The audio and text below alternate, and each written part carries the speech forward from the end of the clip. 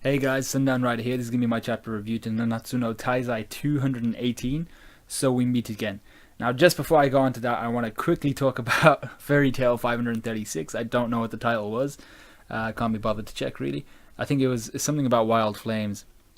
Yeah, something about wild flames, okay? And the chapter was shit. Okay, I ain't gonna lie about it. So let me just quickly run through it.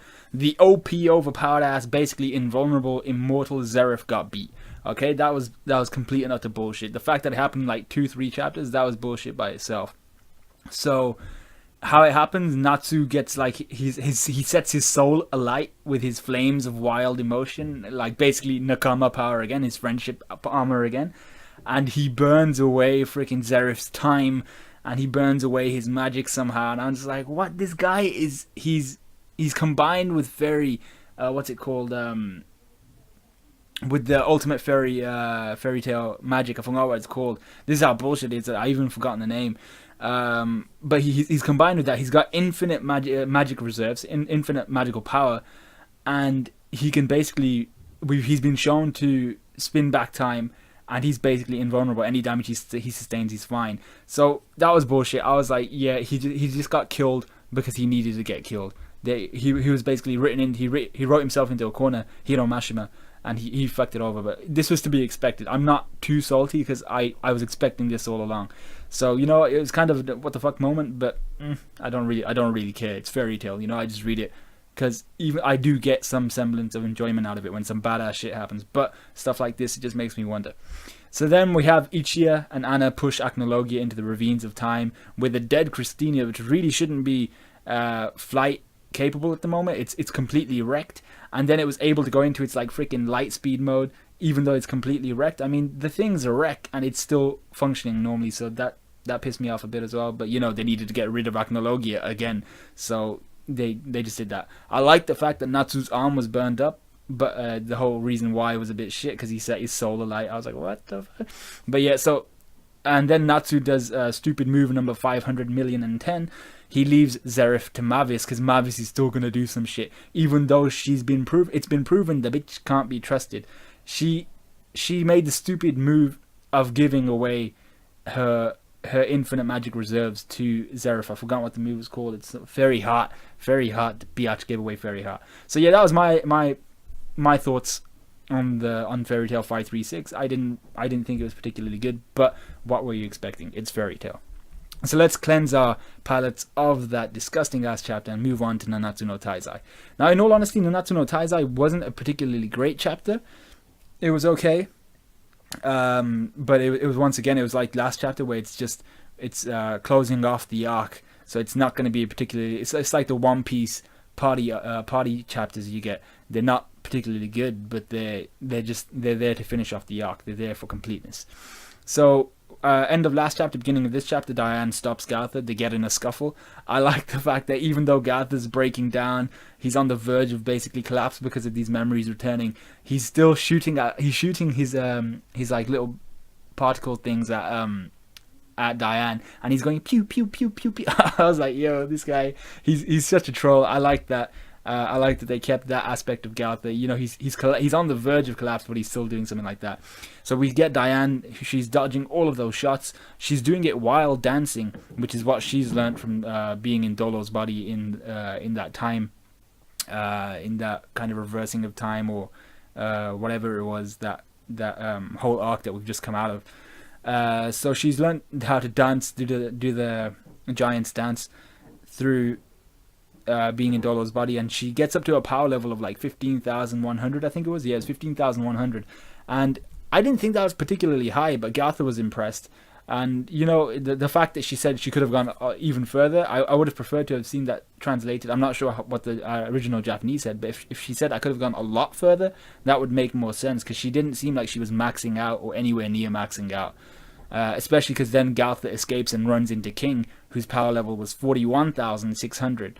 Now I've always felt that that King was way above, head over heels, stronger than head and shoulders. Sorry, stronger. He is head over heels with Diane, but he's head and shoulders above Diane's power level, and he is here but I still don't think that's Diane's true power level. I think her max will probably be around 40,000, and King's will be above above his 41,000 at the moment. But I do still think King will always be more powerful than Diane, just because simply she's not a very, she's probably not a very magically. Well, she is a giant, I suppose. You know, she's got all that magical history in terms of what modes they can achieve and things like that. But I just don't personally think she'll be as strong as King. Galtha tries to escape again by using Veronica, but as soon as he runs into Veronica, he sees Nadia, who's his deceased wifey for lifey, and he sees Nadia in her face, which is a nice touch because she would technically be Nadia's niece. Yeah, that's right. Yeah. So so we find out that Galtha erased his memories when Nadia died, which was kind of one makes two. You know, you would have kind of put that together at this moment in time. We get Nakama power done correctly in a manga. Talking about Fairy Tail, we get Diane shouting at Galtha saying, "Stop being a bitch, and think about what you've got, and think about the fond memories you have." Although she would have gotten herself in a tight corner if he couldn't remember, or if he just didn't have any fond memories to think back on. So things would have been a bit pear-shaped if she'd said that, and he would have been like, I've got nothing to think about. Then she would have been like, oh, okay, well, just pretend you do.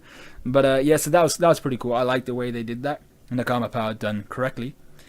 We then find out from Merlin. Now, I thought Merlin was going to meddle with Galtha's heart, but it turns out she just examined it. And she found out that Galtha's heart box isn't actually his heart. It's just kind of a gift or a charm the original Galtha gave to the doll Galtha as kind of like, you're my son, this is just to comfort you. But he didn't ever state that. She says that the way Merlin implied it, he did Galtha's the original Galtha, the OG, he did state that to Merlin.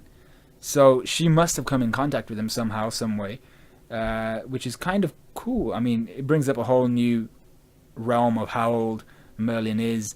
We know that she comes from that Belialin place.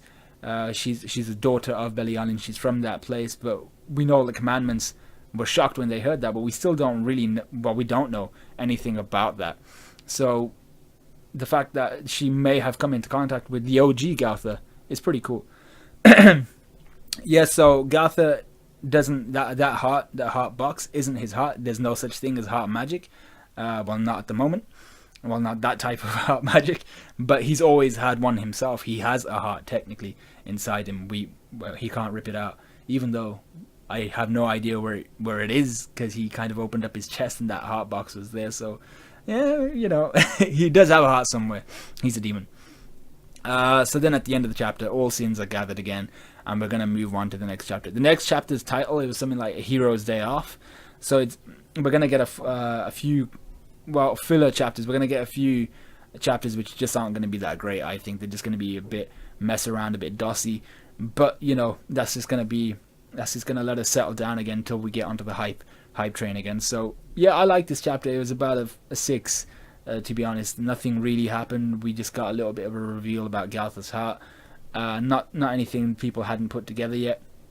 And Fairy Tail, I'm gonna give that like a 2. That was absolute shit. If I could give it a 0, but you know, just having a chapter out gives you an instant like 1.5.